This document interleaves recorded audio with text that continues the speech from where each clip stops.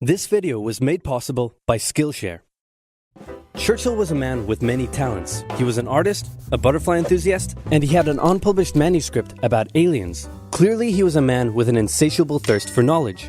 Maybe he could have loaded up his computer and logged onto Skillshare, an online learning community with more than 19,000 classes in design, business, technology, and more. Perhaps he was considering a side career in fashion, but didn't know where to start. On Skillshare, he would find courses in fashion design and garment construction. Or if he wanted to learn app design, improve his photography, or just how to make a really good quesadilla, he would have found courses for all of these and more on Skillshare. Skillshare gives you access to high-quality classes taught by genuine experts working in their field. I work heavily with animation, and I was genuinely blown away by the number of really useful courses available to me, like this class full of tips and tricks for creating vector art, or this one for creating character walk cycles. For an annual subscription, Skillshare is under $10 a month. And if you'd like to try it out first, then I've got a deal just for Oversimplified viewers. The first 1,000 people to use this link, which can be found in the description, will get their first 2 months of Skillshare for just 99 cents. Be sure to try it out using the link in the description and learn something new today. Now, without further ado. It's 1902. A young man by the name of Benito Mussolini moves from Italy to Switzerland to avoid military service.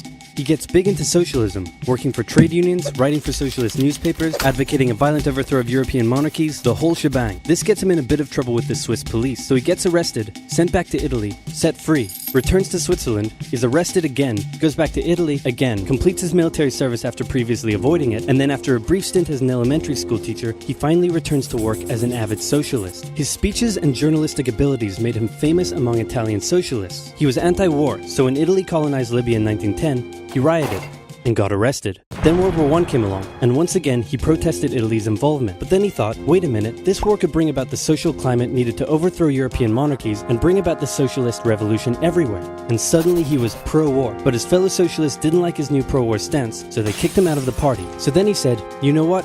I'm done with socialism. We need something new, not based on class divisions tearing us apart, but based on unity through nationality. We'll conquer the Mediterranean and reunite all Italian peoples just like the days of the Roman Empire.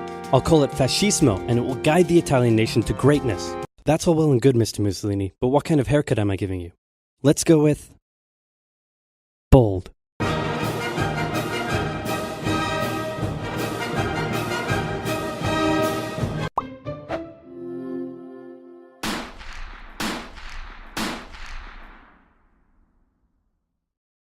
Italy had been on the winner's side in World War I, and they hoped they were going to get a lot out of it, but in the end, they only got a little, and they felt cheated. On top of that, a bad economy and weak governments meant that the Italian people were a little unhappy. So when Mussolini came along and said that he could fix everything, his fascist movement gained a lot of support. In 1922, he went to the king and said, make me prime minister, or I'll make me prime minister. And the king said, you and what army? This army. Fair enough. Then he went about establishing a dictatorship with himself at its center. Europe had its first fascist dictator. Next up, Germany. Germany had been on the loser's side, and they got absolutely wrecked by the Treaty of Versailles. They lost territory, had to demilitarize the Rhineland, had to reduce their army to just 100,000 men, couldn't have an air force, had to pay the Allies a huge amount of money that it didn't have, and a new rule was established that every Englishman withheld the right to walk into the center of Berlin, pick out any German they wanted, and spank the hell out of them. I made that last one up, but it helps you understand how all of this felt to Germans. On top of that, a bad economy and weak governments meant that when a small angry man with a silly mustache came along and said that he could fix everything, the German people loved it. Hitler had been a soldier during World War I, and he was crazy patriotic, and nobody was madder than him about Germany's humiliation. He helped start a new political party, and in 1923 attempted a march on Munich with his boys. And then he got arrested. But his popularity grew and grew, and in 1933, the president made him chancellor. He believed he was Germany's great destined savior, and he went full megalomaniac, establishing a dictatorship with himself at its center. Europe had fascist dictator number 2. Hitler and Mussolini had a lot of the same ideas, but more importantly, they had the same enemies, and they started to get along. Anyone else want to be friends? Franco? No? You good? I do. Who's that? It's Japan, and they've taken over northern China. Let's rewind a bit. Japan had isolated itself from the rest of the world for over 200 years until the Americans showed up and said, you're going to trade with us and you're going to like it. Then the Western powers imposed a bunch of unequal treaties, meaning Japan's economy was bust. They also had no natural resources, so they decided to go get some. They went to war with China to gain a sphere of influence over Korea, and they took a bunch of China's stuff. But then the West said, hey, Cut that out. And since Japan couldn't take on the West, they said, okay, I guess we'll just go home. Wait a minute, what are you doing? Taking advantage of a weakened China and setting up spheres of influence. But I was the one who weakened them. We know. And you guys didn't let me have anything. We know. That seems unfair. We don't think so. Okay, see ya. So Japan thought, screw this, and went to war with Russia, and stunned everyone by actually winning. Then they fully annexed Korea, but they didn't stop there. In World War I, they took Germany's colonies and islands in Asia. And then in an incident that was maybe staged by the Japanese army, a bomb blew up a Japanese train in Manchuria, giving them an excuse to launch an invasion and take over.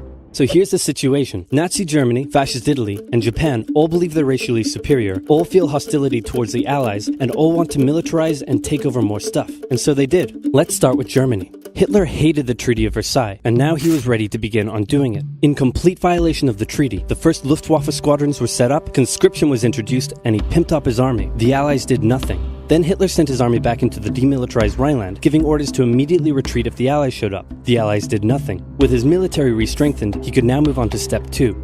He wanted to rapidly increase the Aryan population, and to do so, he needed Lebensraum, or in other words, he would have to take over the world. But for now, a good portion of Europe would do, and he began eyeing up his neighbors. The Allies finally started to get worried, so they implemented a fairly useless diplomatic strategy called appeasement, and it went a little something like this. Hitler would say, I want that thing, and the Allies would say, you can't have that thing. Okay, you can have that thing, but no more. I want that thing.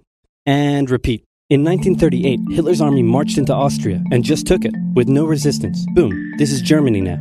Next, he demanded to be given the Sudetenland, an area of Czechoslovakia with many ethnic Germans. The Allies held a meeting with Hitler in Munich and said, look, we're going to give you what... Hang on, this meeting is about my territory. Shouldn't I come to the meeting too?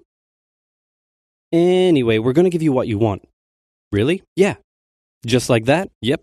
What's the catch? Just sign this piece of paper promising you won't invade the rest of Czechoslovakia.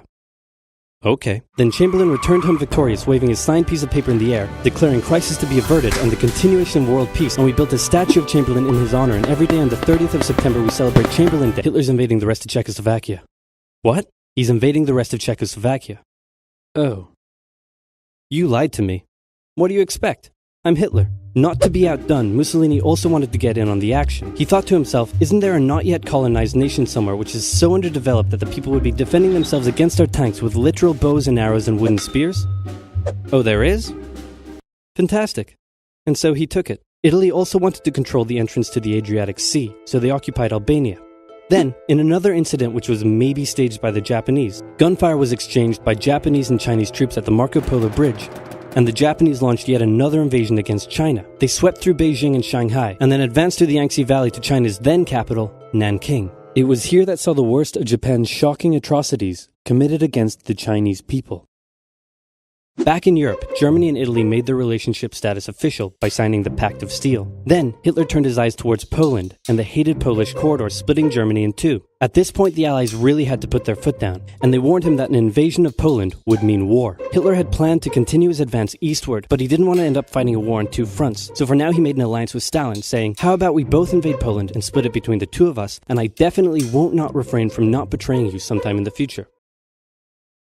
Sounds good. This new alliance stunned the West. On the 1st of September 1939, German troops entered Poland, and Britain and France declared war on Germany. The Poles fought hard, but they were no match for the two giants crashing down on them from either side. Then came a period known as the Phony War, where everyone just sort of sat around not doing much. The French had launched a small invasion into the Saarland, but they maintained mostly defensive positions, and after a while decided to just turn around and call it a day. Speaking of France, the French were still super proud of their victory in World War I, and they hadn't really moved on from it. They still used horses, they dispatched messages by motorbike instead of using radio, orders from the commander-in-chief were usually pretty vague, and the troops were rarely inspected. They built a line of defenses along their German border, but didn't bother extending it all the way to the Channel, and they wouldn't launch artillery strikes against Germany out of fear of being retaliated against. In a war, they didn't want to attack the enemy. And at first the UK wasn't much better. Chamberlain still naively hoped that the war could be ended diplomatically. Instead of bombing raids, the RAF dropped propaganda leaflets over German cities, which one air marshal said likely did nothing but provide the continent with toilet paper for the duration of the war. They also only sent 200,000 men to France, while the French had mobilized millions. Both Britain and France wanted to avoid a repeat of the First World War, and so they wanted to keep the war as far from home as possible. So they turned their eyes north, towards Norway. Neutral Sweden was exporting iron ore to Germany through neutral Norway, so the Allies asked them if they could please stop exporting iron ore to Germany, but this request was refused. Then, the Soviet Union attacked Finland, so the Allies said, how about we land troops in Norway and move them across Sweden to go help out your good pal Finland, and along the way maybe take control of all your airfields. But Norway and Sweden still said no. So the UK mined the waters around Norway to force any transport ships into international waters, and they also attacked a German tanker they found in the area. Hitler realized what the Allies were up to, and he quickly moved to secure his supply of iron ore. He launched an invasion through Denmark into Norway. The Allies rushed to land troops at key ports along the coast, but Germany had taken control of Norway's airfield, and their air superiority decided the fight. The Allies had to retreat. After this slightly embarrassing failure, Chamberlain resigned and was replaced with Winston Churchill, who had a slightly different approach to dealing with the Germans. Hitler's overall strategy was similar to Germany's First World War strategy. Attack France, defeat France, knocking out the UK in the process, then turn on the Soviet Union and win the war. During the phony war, the Allies had given Hitler time to prepare his forces. Now, he was ready to attack. The Allies had wanted to place troops in Belgium, but Belgium had refused, and in a move that surprised pretty much no one, Hitler launched an invasion to get around France's defenses. The Allies charged into Belgium at full speed to meet the German invasion head-on, and it looked like a repeat of the First World War was coming. But this time, Hitler had a trick up his sleeve. Blitzkrieg. As the Germans advanced, they sent thousands of refugees westward, slowing down the Allies. Then, to the south, the French had left the Ardennes, an area full of hills and forests, pretty underdefended because they thought it was naturally impenetrable. Well, the Germans were about to penetrate it with everything they had. They smashed 50 Wehrmacht divisions through and encircled the Allied armies at lightning speed. The best of the Allied forces were now trapped. The Germans squeezed in from all sides, taking out France's best armies and nearly wiping out the British too, but they managed to make a desperate last-minute escape at Dunkirk, with British civilian ships even making the perilous journey to bring their young men home. With most of the French forces depleted, the Germans breezed through, taking Paris, and France fell. What the Germans couldn't do in World War I, Hitler had done just like that. Hitler hoped that with the fall of France, the UK would also lose hope and sue for peace. But quite annoyingly, it didn't, and he needed to secure the Western Front, so he tried to force them into submission with mind games. The UK were now all alone, and Hitler wanted to emphasize that. First of all, just before France fell, Italy finally declared war on the Allies, making the UK's situation even worse. Next, instead of just occupying all of France, Hitler occupied the coastal areas for defense, but allowed France to continue its existence as a German puppet state. This way, it looked like the UK's old ally had decided to switch sides. Hitler also hoped that the UK wouldn't attack any of her old allies' navy bases or colonies in Africa, giving Hitler an extra line of defense to the south. But the UK made sure to respond to this by sailing down to France's navy base in Algeria and wrecking a bunch of ships. So have at it.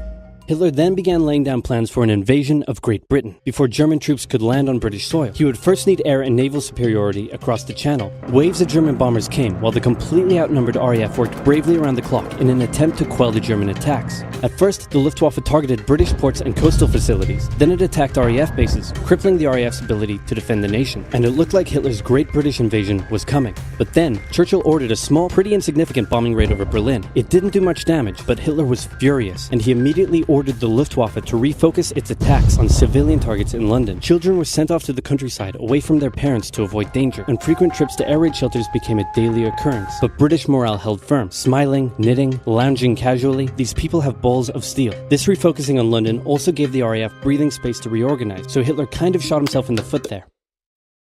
Just the foot for now. Finally, the Luftwaffe sent one massive all-out attack on London, and the RAF successfully repelled it, destroying many of the German aircraft and placing air superiority firmly in British hands. Hitler's invasion had to be postponed, but the bombing of British cities continued for some time.